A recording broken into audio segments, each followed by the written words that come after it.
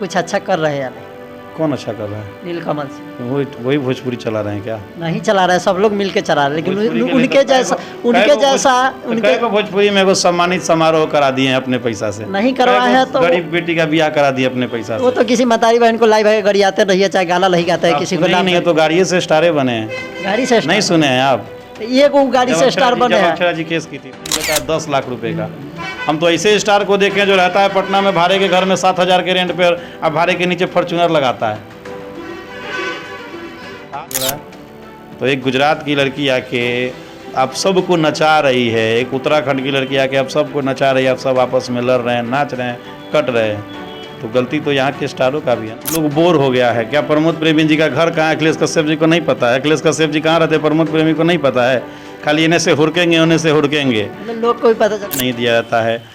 मैं तो राइटर होके बोल रहा हूँ, बाकी सभी राइटर तो